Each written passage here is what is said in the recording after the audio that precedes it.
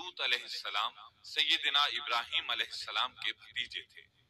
سیدنا لوط علیہ السلام کے باپ کا نام ہاران تھا، جو تاریخ یعنی آزر کے بیٹے تھے۔ اللہ تعالیٰ نے لوط علیہ السلام کا پورے قرآن میں 27 بار ذکر کیا ہے۔ یہ ذکر 14 سورتوں میں متفرق مقام پر آیا ہے۔ آپ کا والد آپ کے بچپن ہی میں فوت ہو گیا تھا، اس لیے آپ نے اپنے دادا آزر کے گھر اپنے چچا ابراہیم علیہ السلام کے ہاں پرورش پائی۔ یہی وجہ ہے کہ ابراہیم علیہ السلام کو ان سے بے حد محبت تھی۔ جس وقت پوری قوم سیدنا ابراہیم علیہ السلام کے خلاف اٹھ کھڑی ہوئی اور انہیں آگ میں ڈالا گیا، اس کٹھن وقت میں صرف لوط علیہ السلام ہی وہ شخصیت تھے جو آپ پر ایمان لا چکے تھے۔ پھر جب ابراہیم علیہ السلام نے ہجرت کی تو لوط علیہ السلام نے بھی ان کے ساتھ ہجرت کی۔ اللہ تعالیٰ فرماتے ہیں کہ میں اپنے رب کی طرف ہجرت کرنے والا ہوں، وہ بڑا ہی غالب اور حکیم ہے۔ اس سے پہلے ہم ذکر کر آئے ہیں کہ جب ابراہیم علیہ السلام مصر سے فلسطین واپس چلے گئے تو آپ نے اپنے بھتیجے لوط کو سدوم بستی کی طرف بھیج دیا۔ یہ بحر مردار کے پاس ایک بستی تھی، تجارتی مرکز اور مسافروں کے لیے آرام کی جگہ تھی۔ یہ کافر قوم تھی، ان میں ایک بھی مومن نہیں تھا۔ اللہ تعالیٰ فرماتے ہیں بس جتنے ایماندار وہاں تھے ہم نے انہیں نکال لیا، اور ہم نے وہاں مسلمانوں کا صرف ایک ہی گھر پایا۔ یہ سب لوگ کافر تھے، لوگوں میں سب سے زیادہ فاسق اور فاجر تھے۔ ان لوگوں نے ایسی برائیاں ایجاد کی کہ ان سے پہلے کائنات میں کسی نے نہ کی تھی۔ چنانچہ اللہ فرماتے ہیں جب لوط نے اپنی قوم سے کہا تم ایسی فحاشی اور بے حیائی کا ارتکاب کرتے ہو جو جہانوں میں تم سے پہلے کسی شخص نے نہیں کی۔ پھر اللہ فرماتے ہیں کیا تم عورتوں کو چھوڑ کر مردوں سے حاجت پوری کرتے ہو، بلکہ تم حد سے بڑھنے والی قوم ہو۔ اس کام یعنی اغلام بازی اور جنسی بے راہ روی کو قوم لوط نے شروع کیا، لیکن بعض کہتے ہیں یہ تو فطری چیز ہے اور بعض کہتے ہیں یہ جنات سے شروع ہوئی۔ بہرحال یہ فسق و فجور اور گھناؤنا جرم اسی قوم سے شروع ہوا۔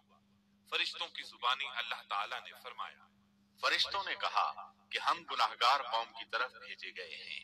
پھر کہنے لگے مگر خاندان لوط کہ ہم ان سب کو تو ضرور بچا لیں گے، سوائے اس کی بیوی کے کہ ہم نے اسے رکنے اور باقی رہ جانے والوں میں مقرر کر دیا ہے۔ اسی طرح لوط علیہ السلام نے ان سے کہا کیا تم جہان والوں میں سے مردوں کے ساتھ شہوت رانی کرتے ہو اور تمہاری جن عورتوں کو اللہ نے تمہارا جوڑ بنایا ہے ان کو چھوڑ دیتے ہو، بلکہ تم ہو ہی حد سے گزر جانے والے۔ اللہ تعالیٰ نے قرآن میں کتنے ہی مقامات پر اس گناہ کی برائی اور قباحت بیان فرمائی ہے، اس لیے کہ یہ نہایت سنگین اور گھناؤنا جرم ہے۔ اللہ تعالیٰ فرماتے ہیں اور لوط کا ذکر کر جبکہ اس نے اپنی قوم سے کہا کہ کیا باوجود دیکھنے بھالنے کے پھر بھی تم بدکاری کرتے ہو؟ یہ کیا بات ہے کہ تم عورتوں کو چھوڑ کر مردوں کے پاس شہوت سے آتے ہو؟ حق یہ ہے کہ تم بڑی ہی نادانی کر رہے ہو۔ اللہ تعالیٰ نے اس قوم کی قبیح خصلتوں کا جتنا ذکر کیا ہے کسی اور قوم کا نہیں کیا۔ انہیں کافر، مجرم، جاہل اور حد سے بڑھنے والا کہا گیا، کہیں فضول خرچی کرنے والے اور فاسق کہا گیا۔ یہ تمام برائیاں ان میں موجود تھیں۔ اللہ تعالیٰ فرماتے ہیں اور لوط کو یاد کرو جب انہوں نے اپنی قوم سے کہا تم ایسی فحاشی کرتے ہو کہ تم سے پہلے کسی جہاں والے نے نہیں کی۔ کیا تم مردوں کے پاس بدفعلی کے لیے آتے ہو اور راستوں میں ڈاکے ڈالتے ہو اور مجالس میں نہایت برے کام کرتے ہو؟ یہ لوگ اس قدر خبیث تھے کہ بھری مجلس میں برے برے کام کرتے تھے۔ مثلاً سب کی موجودگی میں زوردار آواز کے ساتھ ہوا خارج کرتے، پھر اپنی اس حرکت پر ہنستے۔ غرض یہ کہ برائی کی تمام تر صفات ان میں موجود تھی۔ لوط علیہ السلام پھر بھی انہیں سمجھاتے رہے، لیکن وہ جھٹلاتے ہی رہے۔ اللہ تعالیٰ فرماتے ہیں قوم لوط نے پیغمبروں کو جھٹلایا جبکہ ان کے بھائی لوط نے ان سے کہا کہ تم اللہ کا خوف نہیں رکھتے۔ میں بلا شبہ تمہاری طرف امانت والا پیغمبر ہوں، اللہ سے ڈرو اور میری اطاعت کرو، اور اس کام پر میں تم سے کوئی اجرت اور مزدوری نہیں چاہتا۔ میرا اجر تو صرف اور صرف جہانوں کو پالنے والے کے ذمے ہے۔ انبیاء کا مشن ہی یہ ہوتا ہے کہ تبلیغ کرتے رہے، لہٰذا لوط علیہ السلام دعوت دیتے رہے، لیکن دعوت کے نتیجے میں قوم کا رد عمل کیا تھا اللہ نے اس کا بھی ذکر کیا ہے۔ بس اس کی قوم کا جواب یہی ہوتا کہ اللہ کا عذاب لے آ اگر تو سچا ہے۔ اسلام دشمن اور کافر قوموں کا جواب یہی ہوتا ہے۔ قوم عاد اور قوم سمود نے بھی یہی جواب دیا تھا۔ دوسری آیت میں ہے، لوط نے انہیں ہماری پکڑ سے ڈرایا، یعنی انہوں نے کہا اے قوم اللہ کی پکڑ سے اور عذاب سے بچ جاؤ، محتاط ہو جاؤ، اس کی لاٹھی بے آواز ہے، لیکن وہ ڈرانے والوں سے بھی جھگڑتے ہی رہے۔ ایک اور آیت میں اللہ فرماتے ہیں، اور ان کی قوم سے کوئی جواب نہ بن پڑا بجز اس کے کہ آپس میں کہنے لگے کہ ان لوگوں کو اپنی بستی سے نکال دو، یہ پاک باز بننے کی کوشش کرتے ہیں۔ چونکہ یہ سب کے سب لوگ فحاشی، عریانی، بے حیائی، بے غیرتی، فسق و فجور اور بدکاری میں مصروف تھے، ان کے نزدیک پاکیزگی اختیار کرنا بے معنی کام بن چکا تھا۔ لوط علیہ السلام اور ان کی بیٹیوں کے علاوہ کوئی شخص پاک نہ تھا، سب کے سب غلاظت میں ڈوبے ہوئے تھے۔ چنانچہ انہوں نے لوط علیہ السلام کو اپنی بستی سے نکال باہر کرنے کا فیصلہ کیا۔ کہنے لگے، اے لوط اگر تو اپنے اس واعظ و نصیحت سے باز نہ آیا تو ضرور تجھے نکال دیا جائے گا۔ اس پر لوط نے فرمایا میں بھی تمہارے اس گھناونے عمل سے بیزار ہو چکا ہوں۔ چنانچہ لوط علیہ السلام اس موقع پر وہاں سے نکل آئے اور اپنے رب سے یوں دعا گو ہوئے، اے میرے پروردگار مجھے اور میرے اہل کو ان کے عمل سے بچا لے اور نجات عطا فرما۔ کتنی ہی آیات میں ہے کہ ان لوگوں نے لوط علیہ السلام کو بستی سے نکالنے کا عزم کر رکھا تھا، اور لوط علیہ السلام اس پوری بستی میں بے یار و مددگار تھے۔ وہاں ان کا کوئی خاندان تو تھا نہیں، لہٰذا گھر میں ہی بیٹھے رہے، دعا کرتے رہے، اے پروردگار اس فسادی قوم کے خلاف میری مدد فرما۔ اس دعا سے اس قوم کی ایک اور خصلت معلوم ہوئی، اور وہ یہ کہ وہ فسادی بھی تھے۔ سو اللہ نے دعا قبول فرمائی، فرشتے بھیجے، جبرائیل، میکائیل اور ملک الموت، اور بعض روایات کے مطابق اسرافیل کو بھی ان کے ساتھ بھیجا گیا۔ وہ سب سے پہلے ابراہیم علیہ السلام کے پاس آئے تاکہ انہیں اسحاق علیہ السلام کی بشارت دیں۔ آخر کار یہاں سے فرشتوں نے سدوم کا رخ کیا۔ یہ فرشتے وہاں نوجوان لڑکوں کی صورت میں پہنچے، ان کی ٹولیوں کے پاس سے گزرے تاکہ انہیں آزما لیا جائے، ان پر حجت قائم ہو جائے۔ مطلب یہ کہ اللہ تعالیٰ نے فرشتوں سے کہا تھا کہ ان لوگوں کو اس وقت تک ہلاک نہ کرنا جب تک کہ ان کے نبی کو ان پر الزام لگاتے نہ دیکھ لو۔ چنانچہ یہ فرشتے نوجوان اور خوبرو لڑکوں کی صورت میں بستی کے کنارے پہنچ گئے۔ لوط علیہ السلام کی ایک بیٹی بستی سے باہر کنارے پر رہتی تھی۔ جب اس نے انہیں دیکھا تو ڈر گئی۔ اس نے سوچا ہماری قوم کے لوگوں نے اگر انہیں دیکھ لیا تو ضرور ان سے برائی کر کے رہیں گے، اس لیے وہ اپنے والد لوط علیہ السلام کی طرف دوڑی، ان کے پاس پہنچ کر کہنے لگی، میں نے چند نوجوان لڑکوں کو دیکھا ہے اور میں ان کے بارے میں خوف زدہ ہوں۔ لوط علیہ السلام جلدی سے ان کی طرف آئے، ان سے پوچھا آپ کیسے آئے ہیں؟ انہوں نے بتایا ہم آپ کے مہمان ہیں۔ لوط علیہ السلام چاہتے تھے انہیں باہر ہی سے دوسری طرف روانہ کر دیں، لیکن جب انہوں نے کہا کہ ہم مہمان ہیں تو وہ انہیں جانے کے لیے نہ کہہ سکے، چنانچہ ان سے بولے اللہ کی قسم زمین کی پشت پر اس سے خبیث اور گندی قوم ہم نے نہیں دیکھی، اور نہ ہی کسی کے بارے میں ایسا معلوم ہوا۔ آپ نے دوبارہ، سہ بارہ اور پھر چوتھی بار بھی ان سے یہی بات کہی تاکہ ان نوجوانوں کو حالات کا علم ہو جائے، وہ بھانپ لیں، لیکن وہ تو فرشتے تھے اور لوط علیہ السلام کی قوم کے خلاف گواہی تلاش کر رہے تھے۔ آخر لوط علیہ السلام انہیں اپنے گھر لے آئے، انہیں بٹھایا۔ لوط علیہ السلام کی بیوی کافر تھی اور قوم کے ساتھ تھی۔ وہ باہر گئی اور اس نے لوگوں کو بتایا کہ اس نے لوط علیہ السلام کے گھر میں ایسے خوبصورت چہروں والے نوجوان دیکھے ہیں کہ زمین پر آج تک ان جیسے کہیں نظر نہیں آئے۔ یہ سنتے ہی وہ سب لوط علیہ السلام کے گھر کی طرف لپکے۔ قرآن کریم میں آتا ہے، لوگ جلدی سے اس کی طرف لپکے اور وہ اس سے پہلے فحاشی کے عادی بن چکے تھے۔ ایک جگہ الفاظ ہیں، شہر کے لوگ خوش ہوتے ہوئے آئے، وہ اس حد تک فاسق اور فاجر بن چکے تھے کہ خوش ہوتے ہوئے وہاں آئے تاکہ ان خوبصورت لڑکوں سے لذت حاصل کر سکیں۔ یہ گھر کے سامنے پہنچ گئے تو لوط علیہ السلام انہیں روکنے کے لیے گھر سے نکلے۔ ان سے فرمایا، اے میری قوم، تمہاری خواہش کے لیے میری بیٹیاں موجود ہیں، یعنی قوم کی عورتیں موجود ہیں۔ نبی قوم کا باپ ہوتا ہے، اس کی بیویاں قوم کی مائیں اور قوم کی عورتیں اس کی بیٹیاں شمار ہوتی ہیں، جیسا کہ سورہ ہود میں آتا ہے۔ کہنے لگے، اے میری قوم، میری یہ بیٹیاں تمہارے لیے پاکیزگی کا باعث ہیں، لہٰذا اللہ سے ڈرو اور مجھے میرے مہمانوں کے بارے میں رسوا نہ کرو۔ کیا تم میں کوئی بھلا شخص موجود نہیں؟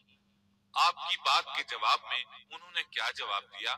قرآن مجید میں آتا ہے، کہنے لگے، لوط، تو جانتا ہے تیری بیٹیوں یعنی قوم کی عورتوں سے ہمیں کوئی سروکار نہیں، ہم جو چاہتے ہیں تمہیں خوب معلوم ہے۔ لوط کہنے لگے، کاش میرے پاس کوئی قوت ہوتی یا میں کسی مضبوط پناہ میں ہوتا۔ لوط علیہ السلام کے پاس کچھ بھی تو نہیں تھا، صرف ان کی اپنی بیٹیاں ان پر ایمان لائی تھی، یہاں تک کہ ان کی بیوی بھی کافر تھی۔ بخاری اور مسلم کی روایت ہے، نبی کریم صلی اللہ علیہ وسلم نے فرمایا، اللہ تعالیٰ لوط پر رحمت فرمائے، وہ اللہ تعالیٰ کی طرف پناہ لیتے تھے۔ مفسرین کا کہنا ہے کہ لوط علیہ السلام کے بعد اللہ نے جو نبی بھیجا وہ کسی اونچے خاندان اور قبیلے کا چشم و چراغ ہوتا تھا جو اس کی حفاظت کرنے کے قابل ہوتا تھا۔ لوط علیہ السلام کے ساتھ کوئی مددگار نہیں تھا۔ ایک دوسرے مقام پر اللہ تعالیٰ فرماتے ہیں، اور شہر کے لوگ خوش ہوتے ہوئے آئے۔ لوط نے کہا، یہ میرے مہمان ہیں، مجھے رسوا نہ کرو، اللہ سے ڈرو اور مجھے ذلیل نہ کرو۔ انہوں نے کہا، کیا ہم نے تجھے جہان والوں کے بارے میں منع نہیں کیا؟ یعنی انہوں نے آپ کو تبلیغ وغیرہ سے بھی روک دیا تھا۔ لوط نے کہا، اگر خواہش پوری کرنا چاہتے ہو تو میری بیٹیاں یعنی قوم کی عورتیں موجود ہیں، ان سے کر لو۔ اے پیغمبر، تیری عمر کی قسم، وہ لوگ اپنی مدہوشی میں مست تھے۔ اللہ تعالیٰ نے کسی انسان کی عمر کی قسم نہیں کھائی سوائے نبی کریم صلی اللہ علیہ وسلم کے، اور یہ اعزاز آپ کی شرف، عزت اور تکریم پر دلیل ہے۔ اب ان لوگوں نے گھر میں داخل ہونے کی تیاری کر لی۔ ادھر لوط علیہ السلام نے اپنے تینوں مہمانوں کی طرف دیکھا۔ آپ ان کے لیے فکر مند تھے، لیکن وہ یہ دیکھ کر حیران ہوئے بغیر نہ رہے کہ وہ تینوں بالکل بے فکر بیٹھے تھے۔ اس وقت کی کیفیت اللہ تعالیٰ نے قرآن مجید میں یوں بیان فرمائی ہے، تم لوگ تو کچھ انجان سے معلوم ہو رہے ہو۔ اس پر وہ کہنے لگے، ہم تو تیرے پاس وہ فیصلہ لائے ہیں جس میں اس قوم کو شک تھا، اور ہم تیرے پاس حق لے کر آ چکے ہیں، اور بے شک ہم سچے ہیں۔ سورۃ العنکبوت میں اللہ تعالیٰ فرماتے ہیں، فرشتوں نے کہا، اے لوط، نہ ڈر اور غم نہ کھا، یقیناً ہم تجھے اور تیرے اہل کو سوائے تیری بیوی کے نجات دیں گے، وہ پیچھے رہ جانے والوں میں سے ہوگی۔ ہم اس بستی والوں پر ان کے گناہوں کے سبب آسمان سے عذاب نازل کرنے والے ہیں۔ انہوں نے یہ بھی کہا، کہنے لگے، اے لوط، ہم اللہ کے بھیجے ہوئے فرشتے ہیں، یہ لوگ تجھ تک نہ پہنچ پائیں گے، یعنی تجھے تکلیف نہیں پہنچا سکیں گے۔ پھر ان میں سے ایک شخص نے اندر داخل ہونے کی کوشش کی۔ جبریل اٹھے، انہیں ایک ایسی ضرب لگائی کہ تمام کے تمام اوندھے ہو گئے۔ اس بارے میں اللہ کا فرمان ہے، انہوں نے لوط کو اس کے مہمانوں کے بارے میں پھسلانے کی کوشش کی تو ہم نے ان کی آنکھیں مٹا ڈالی۔ اللہ تعالیٰ سورۃ القمر میں فرماتے ہیں، بس میرا عذاب اور ڈرانا چکھو۔ وہ دھمکیاں دینے لگے اور واپس جاتے ہوئے کہنے لگے، ہم تجھ سے کل نبٹ لیں گے۔ انہوں نے سزا محسوس بھی کر لی لیکن پھر بھی توبہ نہ کی۔ اس وقت فرشتوں نے کہا، یقیناً ان کے وعدے کا وقت صبح کا ہے، اور کیا صبح بالکل قریب نہیں؟ صبح تک انہیں مہلت مل گئی۔ فرشتوں نے کہا، اے لوط، اپنے اہل کو رات کے حصے میں لے کر نکل جا اور ان کے پیچھے پیچھے تو چل، اور تم میں سے کوئی پیچھے مڑ کر نہ دیکھے، اور جہاں تمہیں حکم ہو چلے جاؤ۔ اور ہم نے اسے وہ فیصلہ سنا دیا کہ صبح ہوتے ہی اس قوم کی جڑ کاٹ دی جائے گی۔ اسی طرح اللہ تعالیٰ سورۃ الشعراء آیت 170 اور 171 میں فرماتے ہیں، ہم نے اسے اور اس کے تمام اہل کو نجات دی سوائے اس کی بیوی کے جو پیچھے رہنے والوں میں سے تھی۔ سورۃ القمر میں اللہ تعالیٰ فرماتے ہیں، تمام ہلاک ہو گئے سوائے لوط کی آل کے، انہیں ہم نے صبح سحری کے وقت یعنی رات کے آخری حصے میں نجات دی، یہ ہمارا احسان تھا اور اسی طرح ہم شکر گزاروں کو بدلہ دیتے ہیں۔ چنانچہ لوط علیہ السلام نکل کھڑے ہوئے، ان کے ساتھ ان کی صرف 2 بیٹیاں تھیں، وہ بستی سے نکل گئے، پھر صبح ہوئی، روشنی پھیلنے لگی تو عذاب آ گیا، اور صبح سویرے ہی انہیں ٹھہرنے والے عذاب نے آ لیا، بس تم میرے عذاب اور ڈرانے کا مزہ چکھو۔ یہ عذاب کیسا تھا؟ جبریل علیہ السلام آئے، اپنا پر زمین کے نیچے داخل کیا، اس مکمل بستی کو اکھیڑا اور آسمان کی طرف اٹھا کر لے گئے۔ کہا جاتا ہے کہ فرشتوں نے اس بستی کے مرغوں کی اذان اور کتوں کے بھونکنے کی آوازیں سنی اور لوگوں نے فرشتوں کی تسبیح سن لی۔ جبریل علیہ السلام نے ایک چیخ ماری، سب بجھی ہوئی آگ کی طرح ہو گئے، پھر مکمل بستی کو پکڑ کر الٹا دیا، ہر ایک کے لیے آسمان میں پتھر تیار تھا، بہرحال اس کو زمین پر دے مارا۔ اللہ تعالیٰ سورہ ہود میں فرماتے ہیں، بس جب ہمارا حکم آیا تو ہم نے اس کا اوپر والا حصہ نیچے کیا اور ان پر کنکریلے پتھر برسائے جو تہ بتہ تھے، تیرے رب کی طرف سے نشاندار تھے اور وہ ان ظالموں سے کچھ دور نہیں تھے۔ سورۃ الحجر میں اللہ فرماتے ہیں، روشنی ہوتے ہی انہیں بڑے زور کی چیخ نے پکڑ لیا، پھر ہم نے اس کا بلند حصہ نیچے کیا اور ان پر کنکر والے پتھر برسائے۔ سورۃ الشعراء میں اللہ فرماتے ہیں، اور ہم نے ان پر ایک خاص قسم کا می برسایا، بس بہت ہی برا می تھا جو ڈرائے گئے ہوئے لوگوں پر برسا۔ یہ ماجرا بھی سراسر عبرت ہے، ان میں سے بھی اکثر مسلمان نہ تھے۔ بے شک تیرا پروردگار وہی ہے غلبے والا مہربانی والا۔ سورۃ النجم میں اللہ فرماتے ہیں، اور اس نے الٹائی ہوئی بستیاں گرا دی، پھر ان کو اس چیز سے ڈھانپا جس سے بھی ڈھانپا، مطلب یہ کہ ان پر پتھروں کی بارش برسائی۔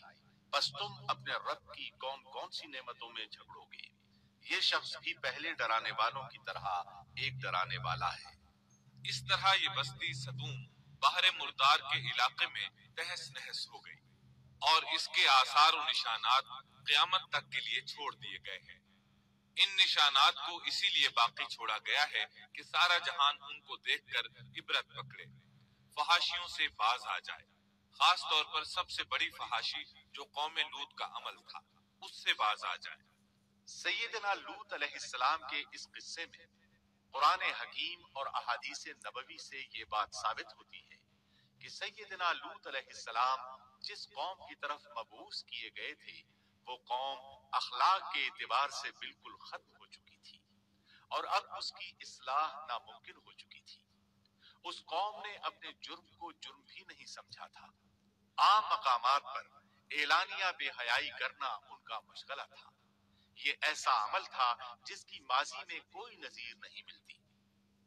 مردوں کا مردوں سے اختلاط اور عورتوں کا عورتوں سے، یہ ایسا فعل تھا جو جنگل کے وحشی جانور بھی نہیں کرتے۔ یہی وجہ تھی کہ یہ قوم اپنے میں سے کچھ نیک لوگوں کو بھی برداشت نہیں کرتی تھی، وہ انہیں نیکی اور شرافت کی دعوت دیتے تھے، اسی لیے وہ ان کے سخت مخالف ہو گئے تھے۔ قرآن کریم نے اس قوم کے 3 بڑے جرائم کا ذکر کیا ہے، یہ کہ تم مردوں سے بدفعلی کرتے ہو، مسافروں کو لوٹ لیتے ہو، عام مجلسوں میں اعلانیہ فحاشی کرتے ہو۔ ان 3 گناہوں میں سے سب سے پہلا گناہ بدترین گناہ تھا۔ یہ گناہ اس قوم سے پہلے کسی نے نہیں کیا تھا، گویا وہ اس گناہ کو ایجاد کرنے والے تھے، اور یہ گناہ زنا سے بھی زیادہ شدید ہے۔ قرآن کریم اور احادیث کی روح سے اغلام بازی ایک بدترین گناہ ہے۔ احادیث میں اس گناہ کی مختلف سزائیں آئی ہیں۔ ایک روایت میں ہے کہ فاعل اور مفعول دونوں کو قتل کر دو۔ بستی سدوم عذاب کے نزول سے قبل کن حالات سے دوچار تھی، سورۃ الزاریات آیت 35 اور 36 میں یوں بیان ہوا ہے، پھر ہم نے ان سب لوگوں کو نکال لیا جو اس بستی میں مومن تھے، یعنی لوط علیہ السلام اور ان پر ایمان لانے والے۔ سو ہم نے اس بستی میں سوائے ایک گھر کے مسلمانوں کا کوئی گھر نہ پایا۔ اس کا مطلب ہے وہاں صرف سیدنا لوط علیہ السلام اور ان کا گھرانہ مسلمان تھا، باقی سب گھر کافروں کے تھے۔ اللہ تعالیٰ کسی قوم کی مکمل تباہی کا فیصلہ اس وقت تک نہیں کرتے جب تک کہ اس قوم میں کچھ قابل لحاظ بھلائی موجود ہو، مگر جب قوم کا حال یہ ہو جائے کہ اس میں بھلائی آٹے میں نمک کے برابر بھی باقی نہ رہے، تو ایسی صورت میں اللہ کا قانون یہ ہے کہ نبی اور اس پر ایمان لانے والوں کو اپنی قدرت خاص سے کسی نہ کسی طرح بچا لیا جاتا ہے، اور باقی لوگوں کے ساتھ وہی معاملہ کیا جاتا ہے جو ہوش مند تاجر اپنے ٹوکرے کے گلے سڑے پھلوں کے ساتھ کرتا ہے۔ اچھے پھل ان میں سے نکال لیتا ہے اور سڑے ہوئے باہر پھینک دیتا ہے۔ عذاب کے بعد اللہ تعالیٰ نے اس شہر کے کھنڈرات کے بارے میں سورۃ الزاریات آیت 37 میں یوں فرمایا ہے، اس عذاب کے بعد ہم نے وہاں بس ایک نشانی ان لوگوں کے لیے چھوڑ دی جو دردناک عذاب سے ڈرتے تھے۔ اس نشانی سے مراد بحیرہ مردار ہے۔